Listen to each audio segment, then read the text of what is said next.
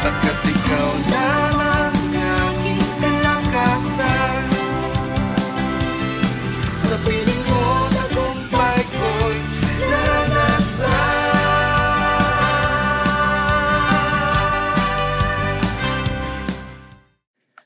So muli, magandang umaga po sa inyong lahat. It's a new day, a new morning, kung umaga po kayong nanonood, and a new beginning so that we are about to start the day with God's perfect will. So bago ko po ibahagi yung salita ng Diyos na nais niya pong marinig ngayong umagang ito, hayaan niyo po na mauna po tayo sa ating pananalangin. Tayo po ay manalangin lahat. Salamat po, O Diyos, sa umagang ito at meron po kaming panibagong pagkakataon so that we start this day according to your perfect will. Continue to guide us, speak to us, cleanse us, O God. And as we continue to, relay your message, O God, to the viewer, Panginoon, God, the Holy Spirit, be our teacher, be our speaker, be our director, be our guidance. Marami pong salamat. Only your name be exalted forever. The God of the Bible, the Father God of heaven, His begotten Son, our Lord Jesus Christ, and the Holy Spirit. And this is what we claim in Jesus' name. Amen and amen. So again, magandang umaga po sa inyong lahat at hayaan niyo po na sa araw na ito ay magsimula po tayo sa pamamagitan ng pakikinig ng katotohanan at salita ng Diyos. Sapagkat tandaan po natin, we are now living in this world that, lies, are lingering around us. And that's why napakahalaga na mapakinggan po natin yung salita ng Diyos, yung katotohanan ng Diyos. Kaya ngayong araw na ito ay nais ko pong ibahagi itong ating pag-uusapan. So may title po itong The First Adam versus the Last Adam. All of us were dead from sin, but we are now all alive in Christ Jesus. Tayo ay ganap ng patay, bunga ng kasalanan, ngunit dahil kay Hesukristo ay muli tayong nabuhay. Amen? For us in Adam all die, even so in Christ, all shall be made alive, coming from the book of 1 Corinthians chapter 15 verse 22. Remember, the first Adam exists, but Jesus is the last Adam, coming from the book of 1 Corinthians chapter 15 verse 45.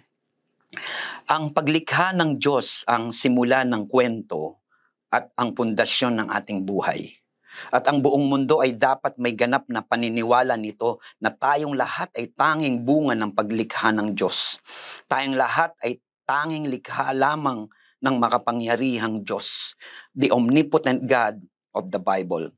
Ang Diyos ang lumikha ng lahat ng makabuluhang mga bagay-bagay. In the beginning, God created the heavens and the earth. Genesis chapter 1 verse 1. Nang pasimula ay nilikha ng Diyos ang langit at ang lupa. Buhat sa aklat ng Genesis, Kabanata 1, Talata 1. Ang Diyos ang lumalang at pinanggalingan ng buhay. Ang Diyos ang nagbigay at pinagmulan ng dakilang buhay.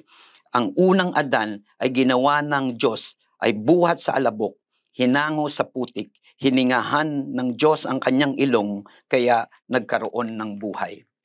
Then the Lord God formed man from the dust of the ground and breathed into his nostrils the breath of life, and the man became living being. Genesis chapter 2 verse 7.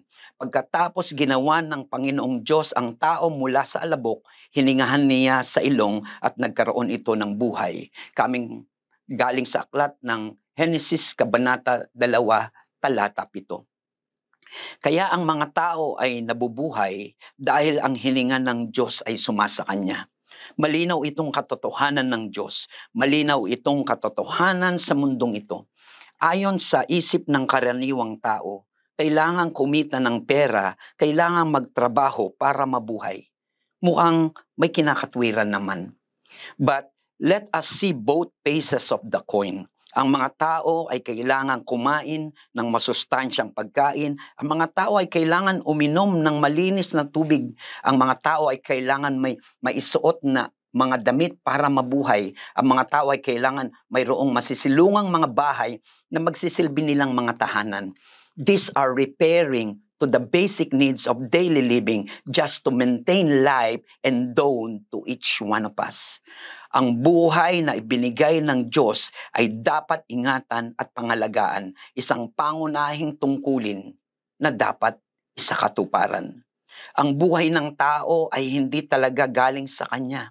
Ang buhay ng tao ay pribilehiyo na ipinagkatiwala sa Kanya pansamantala lamang ng Diyos. Kaya ibig sabihin, panandalian lamang ito. May simula at may katapusan. Parang isang aklat, parang isang libro. May first page at may last page. Ang tao ay kagaya ng damo, gaya ng bulaklak, lahat ng kanyang kariktan. Ang damo ay natutuyo at nalalanta ang bulaklak. Buhat sa unang aklat ng Pedro, Kabanata 1, talata 24. All people are like grass, and all their glory is like the flowers of the field. The grass withers, and the flowers fall. 1 Peter chapter 1 verse 24. Kung hindi nyo alam kung ano ang mangyayari sa araw ng bukas, sapagkat ang buhay ninyong mga tao ay parang aso. Usok, sandaling lumilitaw at pagkadaka ay mawawala. Buhat sa aklat ng Santiago, Kabanata 4, talata 14. Ang buhay ng tao ay nahaluan ng kasalanan, kaya dumating ang kamatayan sa mundo ng tao. The first man brought sin into this world. Therefore, just as sin entered the world through one man, and death through sin, and in this way, death came to all people because all sin. Coming from the book of Romans, chapter 5, verse 12. Ang kasalanan ay pumasok sa sanlibutan sa pamamagitan ng isang tao, si Adan, at ang kamatayan ay pumasok sa pamamagitan ng kasalanan. Dahil dito, lumaganap ang kamatayan sa lahat ng tao sapagkat ang lahat ay nagkasala. Buhat sa aklat ng Roma, Kabanata 5, talata 12. Kaya kapag ang tanong ay kung bakit namamatay ang tao, ano ang isasagot natin? Kasi naglipa na ang mga mamamatay tao? Kasi kumakalat ang iba't ibang uri ng viruses na nagdudulot ng mga nakamamatay na sakit at karamdaman. Kasi hindi kontrolado ng mga tao ang sitwasyon, kaya maraming aksidenteng nangyayari sa iba't ibang pagkakataon. Kasi hindi talaga hawak ng kapangyarihan ng tao ang galaw at daluyong ng kalikasan, kaya napakaraming mga sakuna, delubyo at kalamidad na pumupuksa sa napakaraming mga tao sa iba't ibang kapanahunan. Ito ang mga posibleng kadahilanan ng ating kamatayan. Subalit ang malinaw dito, ang kamatayan ay buntot ng buhay. Ang kamatayan ay kaakibat ng buhay. The first one is the opposite of the other. These are two opposing circumstances of life, our existence. But the Bible clearly speaking to us about the essence and meaning of death. Sabi niya sa aklat ng Roma, Kabanata 6, talata 23, sapagkat kamatayan ang kabayaran ng kasalanan. For the wages of sin is death. Kaya nang ang buhay ay nawala dahil sa kamatayan, ay gumawa ng kaparaanan ang Diyos sa ikaliligtas ng buhay para sa pagtatamo ng buhay na walang hanggan. Kaya ang kaligtasan ay ang Diyos lamang ang makapagbibigay at makagagawa. Hindi makakapagligtas ang simbahan ng tao. Hindi makapagliligtas ang reliyong ginawa ng tao. Ang reliyon ay isang spiritual na plataforma na tinuturuan ang tao ng maraming doktrina. Hindi makapagliligtas ang simbahan ng tao, kundi dadalin ka lang nila sa tunay na tagapagligtas. Hindi makapagliligtas ang reliyon ng tao, kundi dadalin ka lang nila sa tunay na tagapagligtas. Kaya dapat malinaw ang inyong pagkaunawa sa biyaya ng kaligtasan ng Diyos, hindi sa pamamagitan ng dogma ng reliyon ng tao, hindi yon sa pamamantayan ng simbahang pinangasiwaan ng bisig ng tao at pinamahalaan ng karunungan ng tao. Tanging ang Diyos lamang ang tagapagligtas ng mga kaluluwa ng tao sa paghatol sa ikalawang kamatayan. Hindi ang simbahan, hindi rin ang reliyong itinatag ng tao. Wala silang sapat na kakayahan at wala silang ganap na kapangyarihan. Pretentious lang sila. Hindi relihiyon ang Diyos. Ang Diyos ay hindi relihiyon. Ang Diyos ay Diyos. Kaya kapag ako ay nagtanong sa inyo muli, sino nga ba ang Diyos? Ano ang kanyang pagkakakilanlan? Ang Diyos ba'y Katoliko? Siyempre hindi. Ang Diyos ba'y Iglesia ni Cristo? Siyempre hindi. Ang Diyos ba'y born again Christian? Siyempre hindi. Ang Diyos ba ay Islam? Lalong siyempre hindi. Nung inutusan ng Diyos si Moses na bumalik sa Ehipto, upang palayain ang mga Israelita sa kanilang malupit na pagkaalipin sa kamay ng paraon. Sinabi ng Diyos kay Moises, kapag may nagtanong kung ano ang aking pangalan, ang sabihin mo, ako ay si ako nga. God said to Moses, I am who I am. This is what you are to say to the Israelites. I am has sent me to you. Exodus chapter 3 verse 14. Sinabi ng Diyos, ako ay si ako nga. Sabihin mo sa mga Israelita na sinugo ka ng Diyos na ang pangalan ay ako nga. Buhat sa aklat ng Exodo, Kabanata 3, talata 14. Hindi nagiging ganap ang pagka-Diyos ng Diyos dahil sa ating marubdob na pananampalataya sa Kanya at hindi naman mababawasan at hindi tuluyang mawawala ang pagka-Diyos ng Diyos bunga ng ating tahasang pagtatwa at palasak na pag-aalinlangan sa Kanya. Walang kinalaman sa pagka-Diyos ng Diyos ang ating pananampalataya at pagtalikod sa Kanya. Siya ay mananatiling makapangyarihang Diyos kahit ang buong planeta ay sakdal na maghimagsik laban sa Kanya. Ang pagka-Diyos ng Diyos ay hindi batay sa paniniwala at hindi paniniwala ng tao. Ang pananampalataya is just a bridge to connect to His omnipotence. Psalm chapter 90 verse 2, from everlasting to everlasting, you are God. Bago nalabas ang mga bundok o bago mo nilikha ang lupa at ang sanlibutan, mula nga ng walang pasimula hanggang sa walang hanggan, ikaw ang Diyos. Buhat sa aklat ng Awit, Kabanata 10, talata 2. Kaya ano ang naging kaparaanan ng Diyos ng Biblia? Ano ang naging solusyon? Ano ang pangtapat sa kamatayan? Ang pangtapat sa kamatayan ay ang muling pagkabuhay. Ang pangtapat sa kamatayan na mararanasan ng lahat ng tao ay ang muling pagkabuhay ni Jesucristo.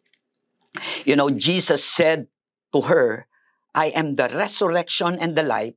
The one who believes in me will live even though they die. And whoever believes and by believing in me will never die.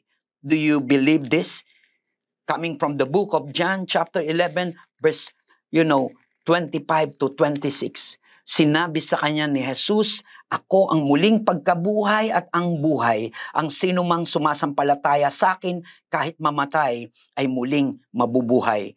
At sinumang nabubuhay at sumasampalataya sa akin ay hindi na mamamatay kailanman. Naniniwala ka ba sa sinasabi ko? Buhat sa aklat ng Juan, Kabanata 11, talata 25 hanggang 26. Kaya ano ang naging kaparaanan ng Diyos ng Biblia? Ano ang naging solusyon? Ano ang pangtapat sa kasalanan? Ang pangtapat ng tao sa kasalanan ay ang katuwiran o righteousness. Ang pangtapat ng tao sa kasalanan ay ang katuwiran o righteousness. At tandaan natin, si Kristo ang katuwiran ng Diyos Ama. Ikalawang Korinto, Kabanata 5, talata 21. Hindi nagkasala si Kristo, ngunit alang-alang sa atin, siya ay tinuring na makasalanan upang sa pag-isa natin sa Kanya ay maging matuwid tayo sa harapan ng Diyos. God made Him who had no sin to be sin for us, so that in Him we might become the righteousness of God. 2 Corinthians chapter 5 verse 21. Tanging ang Diyos lamang ang ganap na tagapagligtas. Si Kristo ay sakdal na tagapagligtas ng sanlibutan at lahat ng mga makasalanan. Si Kristo lamang ang tagapagligtas ng mga ligaw, halang, nawawala, nagwawalang mga kaluluwa ng tao. Sa sandaling sila ay gumawa ng makatotohanan na desisyong tanggapin ang Panginoong Hesukristo dahil ito lamang ang tanging kaparaanan ng Diyos upang ganap na muling mapatawad ang tao buhat sa kanyang mga kasalanang kinamumuhian ng Diyos at tunay na muling maibalik ang ating kabanalan sa pamamagitan ng katwiran ni Hesukristo na muli niya tayong ibinalot sa ating mga maruruming kaluluwa. Kaya ito yung ginawa ng Panginoon sa atin. Nilinis niya tayo, sa pamamagitan ng ginawa niya sa krus ng Kalbaryo. Acts chapter 4 verse 12, there is salvation in no one else, for there is no other name under heaven that has been given among men by which we must be saved. Sa Kanya lamang, kay Hesukristo lamang matatagpuan ang kaligtasan, sapagkat walang ibang pangalan sa silong ng langit, sa buong daigdig na ibinigay ng Diyos sa mga tao upang tayo ay maligtas. Buhat sa aklat ng Gawa, Kabanata 4, talata 12. Si Hesukristo lamang ang tagapagligtas ng mga ligaw, halang, nawawala at nagwawalang mga kaluluwa ng mga tao.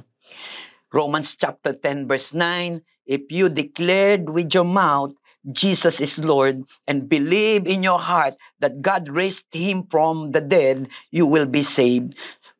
Sapagkat kung ipapahayag ng iyong labi na si Jesus ay Panginoon at sumasampalataya ka ng buong puso na siya'y muling binuhay ng Diyos buhat sa mga patay, ikaw ay maliligtas. Buhat sa aklat ng Roma, Kabanata 10, talata 9. Si Hesukristo lamang ang tagapagligtas ng mga ligaw, halang, nawawala, mga nagwawalang mga kaluluwa ng mga tao. Whoever believes in the Son has eternal life. But whoever rejects the Son will not see life, for God's wrath remain on them. John chapter 3 verse 36. Ang sumasampalataya sa anak kay Hesukristo ay may buhay na walang hanggan, ngunit ang hindi sumusunod sa anak ay hindi magkakaroon ng buhay, sa halip mananatili sa kanya ang puot ng Diyos. Buhat sa aklat ng Juan, Kabanata 3, talata 36. Si Hesukristo lamang ang tagapagligtas ng mga ligaw, halang, nawawala, nagwawalang mga kaluluwa ng mga tao. John 3:17, God did not send His Son into the world, to condemn the world, but to save the world through Him. Isinugo ng Diyos ang kanyang anak na si Hesukristo hindi upang hatulan ng parusa ang sanlibutan, kundi upang iligtas ito sa pamamagitan niya. Buhat sa aklat ng Juan, Kabanata 3, talata 17. Jesus Christ is the last Adam. For as in Adam all die, even so in Christ shall all be made alive. 1 Corinthians chapter 15 verse 22. Sapagkat kung paano namatay ang lahat dahil sa kanilang kaugnayan kay Adan, gayon din naman mabubuhay ang lahat dahil sa kanilang kaugnayan kay Kristo. Unang Korinto, Kabanata 15, talata 22. For the scripture says, the first man Adam was created a living being, but the last Adam is the life-giving spirit. Ganito ang sinasabi sa kasulatan. Ang unang tao si Adan ay nilikha, binigyan ng buhay. Ang huling Adan, ang Panginoong Hesukristo, ay ang spiritong nagbibigay ng buhay. Unang Korinto, Kabanata 15, talata 45. Kung kaya't ang ating pananalig kay Hesukristo, ang pananampalatayang Kristyanismo ay sadyang pinagtibay ng kalupaan at kalangitan na puno ng hiwaga at taglay na sakdal ng karangalan dahil kay Hesukristo.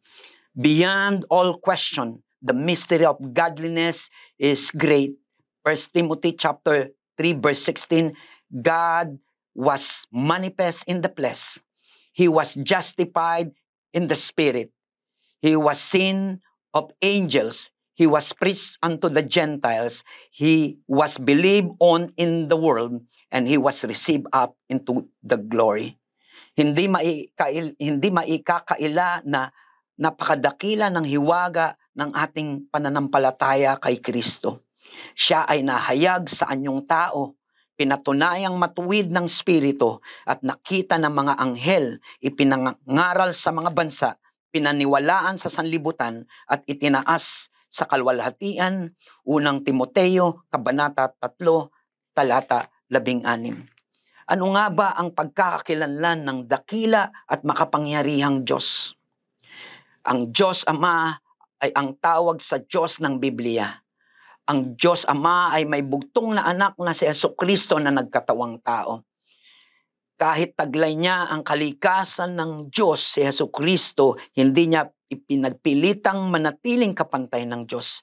Sa halip, kusa niyang binitawan ang pagiging kapantay ng Diyos at namuhay na isang alipin, ipinanganak siya bilang tao at nang siya'y maging tao. Buhat sa aklat ng Pilipos, Kabanata 2, Talata 6 hanggang 7. Si Hesukristo ay nagkatawang tao kasi tayo ay tao. Si Hesukristo ay nagkatawang tao upang saklolohan ang mga tao.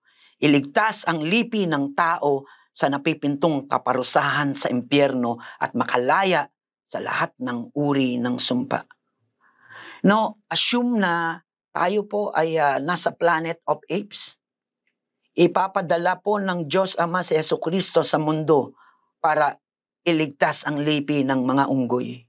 Kahit makakakita ka ng unggoy na nakapako sa krus at ang pangalan niya ay Hesukristo, ang bugtong na anak ng Diyos na nagkatawang unggoy para saklolohan ang lipi ng unggoy. And this is the message of God telling us, He planned for the gift of salvation for all of us.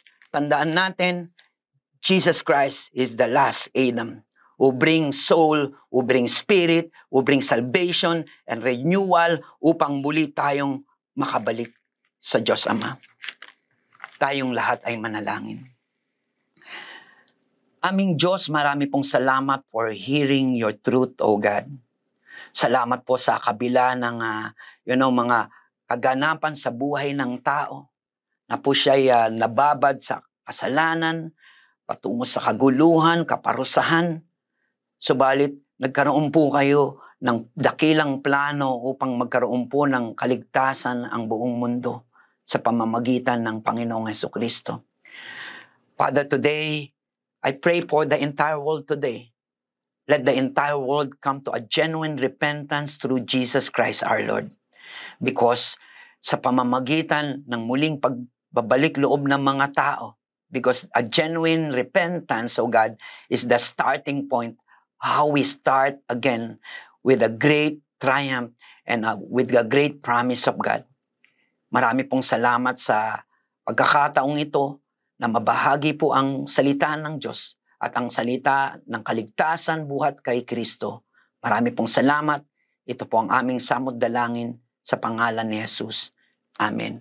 Uli mga kapatid, patuloy po tayong makinig ng programang Araw-Araw na Pagpapala sapagkat ang Panginoong Diyos ay patuloy na magbibigay sa atin ng pagpapala. Tandaan po natin, ang tunay na pagpapala ay hindi po hinahanap. Ito po ay ipinapadala ng Diyos sa ating mga buhay. Kaya muli, marami pong salamat. Pagpalain po kayo ng Diyos. Amen.